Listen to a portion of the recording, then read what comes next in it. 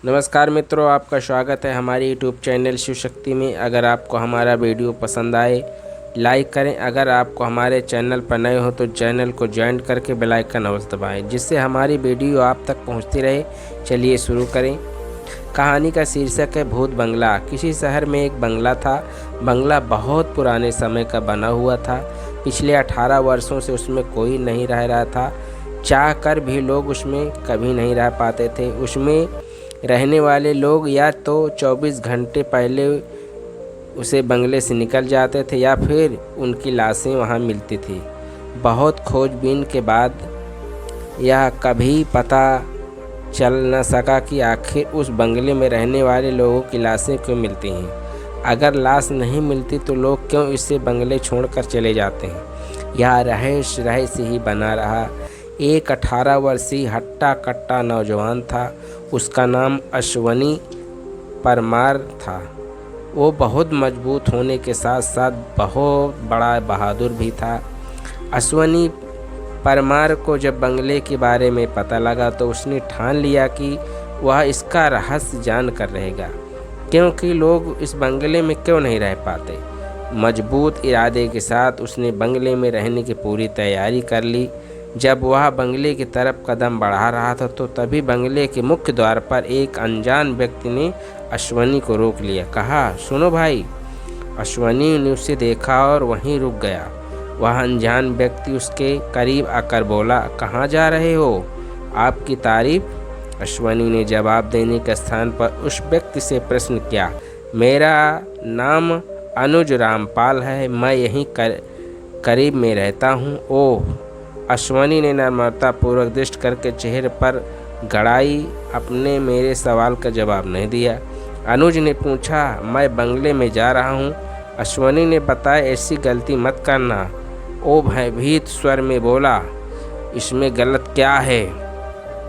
गलत हो तो भी नहीं मेरे भाई, मगर इस बंगले में तुम्हारा जाना सही नहीं है। पर क्यों? मैं जो कह रहा हूँ उसे समझो, सवाल मत करो, पर कुछ तो कहिए। वास्तव में इस बंगले में जाने वाले हर व्यक्ति की जान खतरे में पड़ जाती है। वह तो मर जाता है या फिर जान बचाकर बुरी तरह भागता नजर आता है। तुम इस बंगले में मत जाओ, मेरी बात मानो और वापस में लौट जाओ। ठीक है, मैं वापस अपने घर लौट जाता हूँ।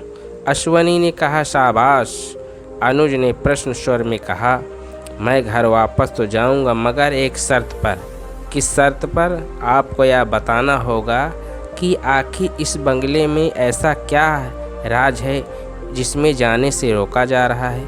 मैंने बताया न कि इस बंगले में जाने से तुम्हारी जान को खतरा हो सकता है। हाँ, वो तो ठीक है, मगर वो खतरा क्या है जब सब लोग की जान पर बन आता है? इस बारे में कुछ भी कहना मुसीबत ना होगा। पर क्यों? क्योंकि यह रहस्य तो आज तक भी जान नहीं पाया। फिर भी आपका अपना अंदाज क्या है? मैं कुछ नहीं कर सकता।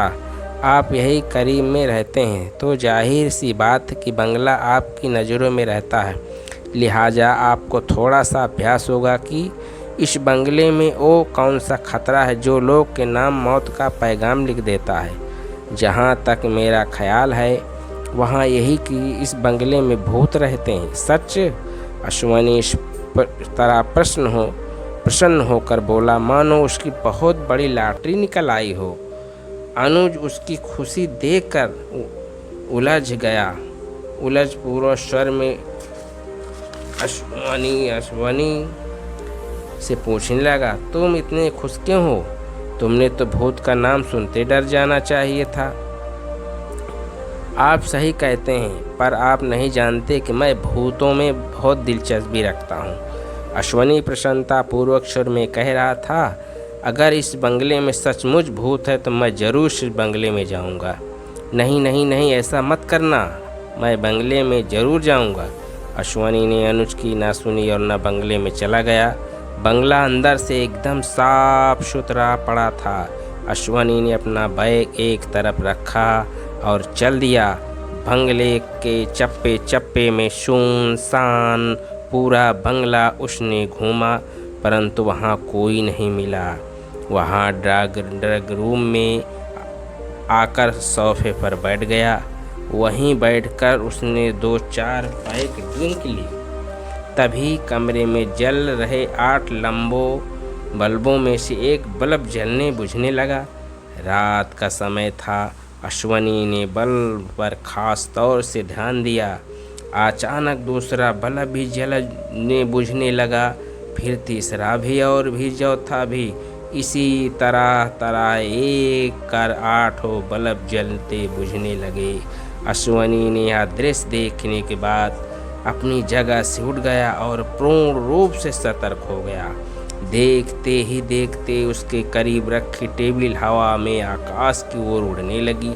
ऊपर पहुंचकर तीव्रता के साथ घूमने लगी। घूमती मेज को अश्वनी बार बार देखता रहा। देखते देखते अचानक टेबल नीचे आने लगी। अश्वनी की तरफ उसी समय अश्वनी ने अपना स्थान बला की फुर्ती के साथ छोड़ा। तभी टेबल उसी स्थान पर आ गिरी जहां कुछ देर पूर्व अश्वनी खड़ा था। टेबल गिरते ही टूट गई। अचानक सोफा सीट तीव्रता के साथ अश्वनी को ओर बढ़ी। वह शीघ्रता से उठा और उसी के साथ उसने लंबी जंप मारकर अपना स्थान बदल दिया। सोफा दीवार से आकर टकराया। फिर दूसरा सोफा अपनी जगह से हटा तो हवा में उड़कर अश्वनी की तरफ बढ़ा। वह झट नीचे बैठ गया। फलस्वरूप सोफा उसके सिर से ऊपर से गुजर गया। अश्वनी बाल बच गया। फिर अचानक वातावरण में शांति छा गई। हर चीज अपनी अपनी जगह पर जम रही।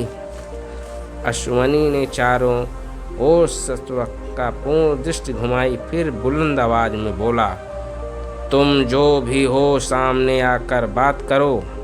तभी एक परछाई उसके सामने आ गई। अश्वनी ने परछाई पर नजर डालते हुए कहा, तुम कौन हो? तुम्हारी मौत, डरावनी आवाज में कहा गया। पर मुझे क्यों मारना चाहते हो? तुम्हारी गलती की वजह से। कौन सी गलती? इस बंगले में आने की गलती। पर तुम इस बंगले में किसी को क्यों नहीं रहने देते? क्योंकि मैं इस बंगले के किसी कीमत पर आबाद नहीं देखना चाहता। वह क्यों? क्योंकि आज से 18 वर्ष पूर्व इस बंगले के मालिक ने मुझे यहीं पर जान से मार दिया था। उस दिन से आज तक मेरी आत्मा इस बंगले में भूत बनकर भटकती है। मैं किसी को इस बंगले में नहीं रहने दूंगा, क्योंकि इस बंगले में मेरी मौत हुई थी। इस बंगले में हर उस व्यक्ति की मौत होगी जो यहाँ आएगा। मैं तुम्हारे असली रूप को साथ देखना चाहता हूँ। अश्वनी ने कहा, तुम खत्म करने से पहले तुम्हारी इच्छा को अवश्य पूर्ण करूँगा। भूत ने कहा। इसी के साथ उसकी आंखें के सामने खड़ी परछाई ने बहुत डरावना रूप अपना लिया।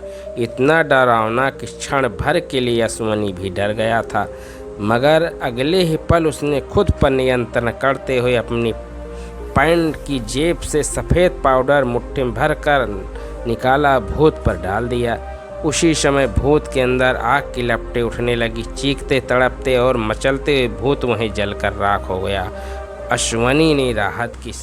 मोक्ष रूप प्रसाद चतुष्ट को देने वाला तथा सर्वविद्यु का विनाश करने वाला गरुड़ पुराण का अवश्य सुनना चाहिए। गरुड़ पुराण पुण्यप्रद पवित्र और महापाप नाशक है। जो गरुड़ पुराण को सुनता है उसको कभी प्रेत योनि में नहीं जाता, वो भगवान विष्णु की कृपा से अजर अमर हो जाता है। प्रिय दर्शकों, हमारा यूट्यूब चैनल अगर इस कहानी आपको पसंद आई हो तो हमारे शिव शक्ति चैनल को सब्सक्राइब करके बेल आइकन अवश्य दबाएं। धन्यवाद।